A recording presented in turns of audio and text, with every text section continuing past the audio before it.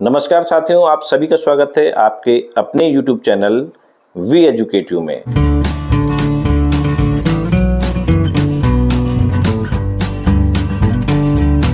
जिन साथियों की आगामी त्रिस्तरीय पंचायत चुनाव हेतु पीठासीन अधिकारी व प्रथम मतदान अधिकारी के रूप में ड्यूटियां लग चुकी हैं, उनके लिए यह वीडियो बहुत ही महत्वपूर्ण होने जा रहा है, क्योंकि इस वीडियो के माध्यम से हम आपको मतपत्र लेखा को भरने का सही तरीका बताने वाले हैं। तो कृपया वीडियो को अंत तक अवश्य देखिएगा। वीडियो पसंद आए तो वीडियो को लाइक एवं शेयर अवश्य कीजिएगा तथा शिक्षा विभाग से संबंधित हमारे इस महत्वपूर्ण चैनल को सब्सक्राइब करके अवश्य रखिएगा। तो चलिए वीडियो स्टार्ट करते हैं और आपको बताने का प्रयास करते हैं कि आप मतपत्र लेखा को किस प्रकार से तैयार करेंगे। यहाँ पर आपकी स्क्रीन के सामने आप देख सकते हैं कि मतपत्र लेखा भाग 1 दिखाया गया है। परिशिष्ट 13 के अंतर्गत आता है, त्रिस्तरीय पंचायत चुनाव के अंतर्गत। तो इसको भरने का क्या तरीका होता है, कृपया ध्यानपूर्वक इसको आपको भरना है, क्योंकि थोड़ी सी भी मिस्टेक आपकी पूरी टीम के लिए परेशानी का सबब भी बन सकती है।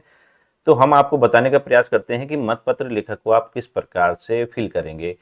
अलग अलग वार्डों के लिए, मान लिया कि किसी ग्राम पंचायत में 5 वार्ड हैं या 3 वार्ड हैं, तो अलग अलग वार्डों के लिए अलग अलग मतपत्र लेखा भी तैयार होगा। ये नहीं होगा कि वार्ड नंबर 1 के लिए, 2 के लिए और 3 के लिए एक साथ आपने मतपत्र लेखा तैयार कर दिया है। तो यहाँ पर हम पहले वार्ड मेंबर्स का मतपत्र लेखा बताने का तरीका बताते हैं आपको कि किस प्रकार से इसको भरा जाएगा। उसके बाद क्षेत्र पंचायत सदस्य के लिए और उसके बाद जिला पंचायत सदस्य के लिए भी मतपत्र लेखा को तैयार करना है। तो सबसे पहले हम जान लेते हैं कि मान लिया कि किसी ग्राम पंचायत में यहाँ पर 2-3 वार्ड हैं, जिनमें से दूसरे वार्ड के लिए हम यहाँ पर मतपत्र लेखा को तैयार कर रहे हैं। तो इसमें कई कंडीशंस आती हैं। एक तो सामान्यतः जैसे जो रद्द किए गए मतपत्र हैं या फिर निविदत मतपत्र हैं, वो कंडीशन भी आ सकती है, लेकिन उसके बारे में भी हम आपको वीडियो में आगे बताएंगे। पहले हम नॉर्मल वे में लेके चलते हैं कि यदि ऐसी कोई कंडीशन नहीं आती तो उस स्थिति में आपको किस प्रकार से मतपत्र लेखा को तैयार करना है। यहाँ पर आप देख सकते हैं ग्राम पंचायत का नाम यहाँ पर आपको मेंशन कर देना है, जो कि निर्वाचक नामावली की चिन्हित प्रति में उपलब्ध होगी। जिस वार्ड का मतपत्र लेखा आप यहाँ पर भर रहे हैं, उस वार्ड की संख्या लिख देनी है और सदस्य पे यहाँ पर टिक मार देना है, क्योंकि वार्ड मेंबर का यहाँ पर आप मतपत्र लेखा तैयार कर रहे हैं। और यहाँ पर जो सीरियल नंबर है वो लिख देंगे। ये सारी चीज़ें आपको निर्वाचक नामावली की चिन्हित प्रति में पता चल जाएंगी। अब महत्वपूर्ण यहाँ पर आता है मतदान स्थल पर पीठासीन अधिकारी द्वारा प्राप्त मतपत्रों की संख्या। अब मान लिया कि 12401 से 12450, 12401 से 12450 का सीरियल नंबर है, जो इसकी आपको गड्डियाँ मिलेंगी, बंडल मिलेंगे, और ये 50 का बंडल भी मिल सकता है, 20-20 के भी बंडल मिल सकते हैं। वो डिपेंड करता है जब आपको ये मिलेंगे, लेकिन हम ये मान के चलते हैं कि आपको 12401 से 12450 के सीरियल नंबर का एक बंडल मिला है। तो इसमें कुल जो मतपत्र होंगे वो 50 होंगे। तो यहाँ पर हमने इसको 50 को मेंशन कर दिया। अब दूसरा पॉइंट जो आता है, कुल आपको मतपत्र कितने मिले? 50। आप इनको देख सकते हैं, 12401 से 12450 के बीच के मतपत्रों की संख्या 50 ही निकल के आएगी। उपयोग में ना लाए गए मतपत्रों की संख्या, तो कोई आवश्यक नहीं है कि जितने आपको मतपत्र मिले, जो कि निर्वाचक नामावली की चिन्हित प्रति में जितने भी आपके वोटर्स हैं उसी के अकॉर्डिंग मिलते हैं ये मतपत्र। तो कोई आवश्यक नहीं है कि जितने वोटर्स हैं वो सबके सब वोट कास्ट करने आए। तो कुछ मतपत्र आपके बच भी सकते हैं। और हम यहाँ पर एक बात और कहना चाहेंगे कि ये मान के चलिएगा कि 75% के करीब वोटिंग लगभग मानी जाती है कि हो जाती है। तो आप जितने भी आपको मतपत्र मिल रहे हैं उनके पीछे जो मुहर लगेगी, पीठासीन के साइन होंगे, तो उनका जैसे मान लीजिए 100 मतपत्र मिले तो 75 में आप एडवांस में साइन करके रख लें और मुहर लगा के रख दें, और बाकी यदि आगे बढ़ते हैं तो आप लगा सकते हैं उसमें।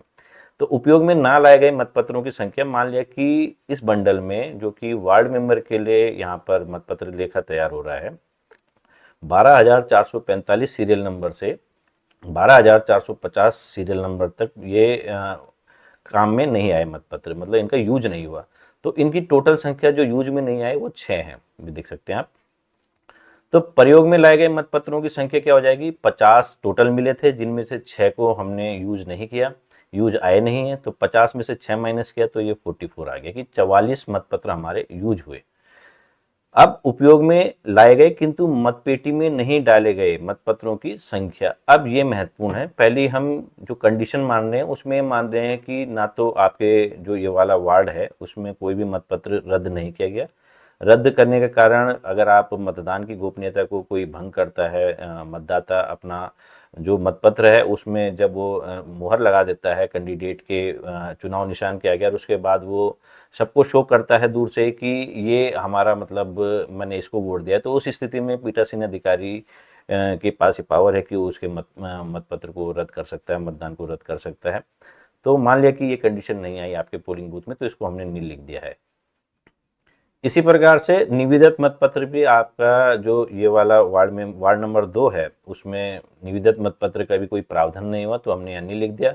और मुद्रण लेखन की त्रुटि के कारण रद्द किए गए मतपत्र, मान लिया कि प्रिंट साफ नहीं है, दिख नहीं रहा है, स्पष्ट नहीं दिख रहा है किसी मतपत्र में जो सिंबल है, चुनाव निशान है, तो उनको भी रद्द किया जा सकता है। तो मान लिया कि ऐसों की संख्या भी नील है, कोई भी ऐसा मतपत्र आपको नहीं मिला जिसमें मुद्रण की त्रुटि हो, प्रिंटिंग मिस्टेक हो, तो ये नील लिख दिया। तो इन तीनों का टोटल का प्लस खा प्लस गा या फिर ABC जो भी बोल सकते हैं, तो इनका टोटल यहाँ पर 0 आया। तो मतपेटी में टोटल जितने भी मतपत्र पड़े वो 44 ही पड़ेंगे, क्योंकि इनको मतपेटी में नहीं डाला जाता। रद्द किए गए मतपत्र हो गए या निविदत मतपत्र हो गए या मुद्रण लेखन की त्रुटि के कारण रद्द किए गए मतपत्र हो गए।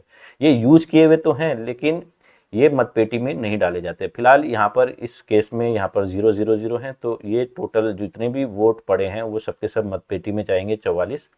तो एक कंडीशन ये आ गई, इस प्रकार से ये मतपत्र लेखा तैयार किया जाएगा इस कंडीशन में, और यहाँ पर स्थान डाल देंगे, तारीख डाल देंगे और पीठासीन अधिकारी के हस्ताक्षर कर लेंगे। अब हम आपको दूसरी कंडीशन बताते हैं कि मान लिया कि किसी वार्ड में निविदत मतपत्र का प्रावधान हो गया, या फिर मतपत्र को रद्द किए गए हो गए, या फिर मुद्रण प्रिंटिंग मिस्टेक के कारण उनको रद्द करना पड़ा, तो उस कंडीशन में कैसे आपको मतपत्र लेखा को तैयार करना है, तो उसको भी हम देख लेते हैं। अब यहाँ पर आप देखेंगे कि सबसे पहले तो हमने ये सूचना भर देनी है पार्ट 1 में। ये वार्ड नंबर 1 का हम बता रहे हैं, अभी हमने वार्ड नंबर 2 का बताया। मान लिया कि वार्ड नंबर 1 है और उसमें मतपत्र लेखा अब हम वार्ड मेंबर का तैयार कर रहे हैं, तो आपको किस प्रकार से तैयार करना है, ऊपर की सूचनाएं आपको निर्वाचक नामावली की चिन्हित प्रति में मिल जाएगी। यहाँ पर हम देख लेते हैं मतदान स्थल पर पीठासीन अधिकारी द्वारा प्राप्त मतपत्रों की संख्या। तो मान लिया कि ये मतपत्रों के क्रमांक 12,351 से 12,400 तक आपको प्राप्त हो रखे हैं। तो कुल 12,351 से 12,400 के बीच जो भी मतपत्र हैं वो 50 आ जाएंगे। तो 50 का बंडल आपको मिला है।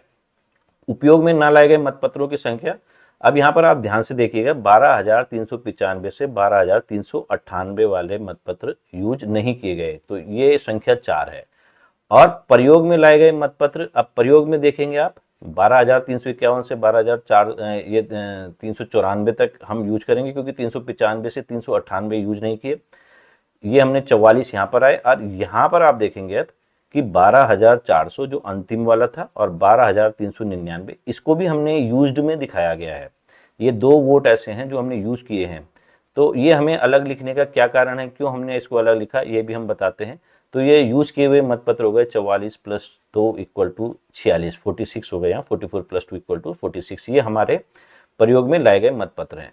लेकिन अब आप देखेंगे जो ये हमने अलग से लिखा 12,400 और 12,399 उपयोग में लाए गए किंतु मतपेटी में नहीं डाले गए मतपत्र, तो रद्द किए गए मतपत्र यहाँ पर हम मान रहे हैं कि रद्द नहीं हुए ये मतपत्र, ये 0 है। लेकिन जो टेंडर वोट हैं वो पड़े हैं आपके इस वार्ड के लिए पोलिंग बूथ में। तो टेंडर वोट के लिए गड्डी के सबसे अंतिम क्रमांक से शुरू करते हैं। तो सबसे अंतिम क्रमांक यहाँ पर आप देखेंगे 12,400 है, फिर उससे अगर 2 वोट पड़े हैं तो 12,399 फिर आ जाएगा। तो इसीलिए हमने यहाँ पर ये यूज्ड किए हुए में इसको अलग से लिखा है। तो 12,400 और 12,399 क्रमांक वाले जो मतपत्र हैं वो टेंडर वोट के रूप में पड़े हैं, तो इनकी टोटल संख्या 2 है। इनको मतपेटी में नहीं डाला जाएगा, ये यूज्ड किए हुए हैं, इनका इस्तेमाल हो गया है, लेकिन ये मतपेटी के अंदर नहीं जाएंगे, इनका अलग से लिफाफा तैयार होता है। तो और यहाँ पर मान लिया कि एक मतपत्र ऐसा है जो कि प्रिंटिंग मिस्टेक के कारण उसको हमें रद्द करना पड़ा, क्योंकि जो वोटर है उसको ये समझ में ही नहीं आ रहा है कि मैंने वोट कास्ट कहाँ करनी है, क्योंकि प्रिंटिंग मिस्टेक के कारण उसको दिख नहीं रहा है। तो मान लिया कि उसका क्रमांक 12,375 था, ये इस्तेमाल में आया है, लेकिन प्रिंटिंग मिस्टेक के कारण इसको हमने मतपेटी में नहीं डालने दिया, तो ये मान लिया कि 1 है। तो कुल रद्द किए गए मतपत्र कितने हो गए, अब आप देख सकते हैं, इनका योग करेंगे का प्लस खा प्लस गा, तो ये 0 +2 +1 3 ऐसे मतपत्र हो गए हैं जिनका इस्तेमाल तो हुआ है, लेकिन ये बैलेट बॉक्स के अंदर, मतपेटी के अंदर नहीं गए हैं। तो 46 को हमने यूज्ड दिखाया था 46 को, जिनमें से 3 ऐसे वोट हैं जो मतपेटी के अंदर नहीं डाले गए। तो मतपेटी के अंदर जो मतपत्र डाले जाएंगे वो 46 - 3, इस 46 में से इस 3 को माइनस करेंगे तो 43 आ जाता है। यहाँ पर 46 - 3 43 आ गया। तो 43 मतपत्र हमने ये मतपेटी के अंदर डाले। तो इस प्रकार से आपने देखा होगा कि निविदित मतपत्र के लिए भी हमने आपको क्लियर कर दिया है कि माना इस प्रकार का कोई प्रावधान आता है या फिर मुद्रण लेखन की त्रुटि के कारण और रद्द किए गए मतपत्र, जैसे किसी ने मतदान की गोपनीयता को भंग कर रहा है, तो उस स्थिति में भी यहाँ पर आप संख्या लिख सकते हैं अगर आपने रद्द किया है तो। अब एक एग्जाम्पल हम क्षेत्र पंचायत सदस्य का भी देख लेते हैं, मतपत्र लेखक का नमूना। यहाँ पर आप देखेंगे ऊपर का आपको सेम वैसे ही भरना है। अभी दिखाते ये कि मान लिया कि इस ग्राम पंचायत में एक वार्ड नंबर 1, 2 और 3 वार्ड हैं इसमें, तो तीनों का यहाँ पर हमें लिखना पड़ेगा और यहाँ पर क्षेत्र पंचायत सदस्य के आगे टिक लगाना पड़ेगा। जिला पंचायत सदस्य के लिए होगा तो जिला के आगे टिक लगा देंगे और यहाँ पर जो क्रमांक है, सीरियल नंबर, वो आपको लिखना पड़ेगा। मतदान स्थल का क्रमांक व नाम, मान लिया कि 567 ABC government primary school THJX, जो भी आपको आवंटित होगा आप इसको लिख देंगे। अब यहाँ पर हम आते हैं मतदान स्थल पर पीठासीन अधिकारी द्वारा प्राप्त मतपत्रों की संख्या, ये महत्वपूर्ण है। अब ये बंडल आपको दिए जाएंगे, 50-50 की गड्डी हो सकती है, 20-20 की हो सकती है, 30-30 की हो सकती है, वो डिपेंड करेगा कि जब आपको ये गड्डियाँ प्राप्त होगी। तो मान लिया कि इनको एक तो गड्डी प्राप्त हुई 12,351 से 12,400 सीरियल नंबर की, तो इसमें टोटल मतपत्र हैं 50। ऐसी ही दूसरी जो बंडल प्राप्त हुआ 12,401 से 12,450 का, इसमें भी 50 मतपत्र हैं। और तीसरा बंडल प्राप्त हुआ 12,451 से 12,500 का, इसमें भी 50 मतपत्र उपस्थित हैं। तो इसमें टोटल मतपत्र हमें जो मिले हैं 50 + 50 150 जो हमें हैं वोट मिले हैं, ये मतपत्र मिले हैं, सॉरी। अब उपयोग में न लाए गए मतपत्रों की संख्या। अब मान लिया कि टोटल सारे के सारे वोटर तो वोट देने आते नहीं हैं, तो 100% वोटिंग भी संदेह के दायरे में आ जाती है। तो इसीलिए यहाँ पर हम मान के चल रहे हैं, मान लिया कि 12,488 से 12,498 जो क्रमांक है उनका उपयोग हुआ ही नहीं है। तो यहाँ पर हमने इसको मेंशन कर दिया कि ये 11 वोट ऐसे हैं, मतपत्र ऐसे हैं जिनका उपयोग नहीं हुआ। प्रयोग में लाए गए मतपत्रों की संख्या लिखनी है यहाँ पर। तो प्रयोग में कितने मतपत्र आ गए हमारे पास, 150 में से हमने 11 माइनस किए हैं, तो यहाँ पर 139 ये आ गए हैं। उपयोग में लाए गए किंतु मतपेटी में नहीं डाले गए मतपत्रों की संख्या यहाँ पर लिखनी है। तो जो हमने देखो ये 12,498 लिखा था, तो 12,500 ये अंतिम था, अंतिम वाले से निविदित मतपत्र का यहाँ मान लिया प्रावधान हो गया, तो 12,500, फिर उसके बाद 12,499 क्रमांक हमने इश्यू करना है, इससे उल्टा चलना है। तो मान लिया कि जो टेंडर वोट पड़े हैं वो 2 पड़े हैं यहाँ पर आपके केस में, उपयोग में तो आए किंतु मतपेटी में नहीं डाले गए। अब यहाँ पर आप देखते हैं रद्द किए गए मतपत्रों की संख्या कितनी हो गई, नील हो गई। निविदित मतपत्र 12,500 12,499 क्रमांक के 2 हो गए और मुद्रण लेखन का भी हम मान के चलते हैं नील हो गया। तो अब हम यहाँ पर देखते हैं कि 139 जो हैं प्रयोग में लाए गए मतपत्र थे, जिनमें से मतपेटी पे मतपत्र नहीं डाले गए वो 2 हैं। तो अब जो पेटी में मतपत्र डाले जाएंगे 139 - 2 यानी कि 137 वोट मतपेटी के अंदर गए हैं। और जो ये निविदित मतपत्र हैं इनका अलग से लिफाफा बनाकर उसके अंदर डाला जाता है, इनको मतपेटी में नहीं डाला जाता है। अंत में यहाँ पर आप स्थान लिख देंगे, तारीख डाल देंगे, पीठासीन अधिकारी के हस्ताक्षर कर देंगे। तो इस प्रकार से ये मतपत्र लेखा आपको तैयार करना है। जिला पंचायत सदस्य का भी इसी प्रकार से आपको तैयार करना है। वार्ड मेंबर्स का हमने आपको बता दिया है। तो इस प्रकार इस वीडियो के माध्यम से हमने आपको मतपत्र लेखा को भरने का आसान तरीका बताया। यदि यह वीडियो आपके लिए लाभकारी साबित हो तो वीडियो को अधिक से अधिक लाइक एवं शेयर अवश्य कीजिएगा तथा शिक्षा विभाग से संबंधित हमारे इस महत्वपूर्ण चैनल को सब्सक्राइब करके अवश्य रखिएगा। मिलते हैं आपसे शीघ्र एक नए वीडियो में, तब तक दीजिए हमें इजाजत। धन्यवाद।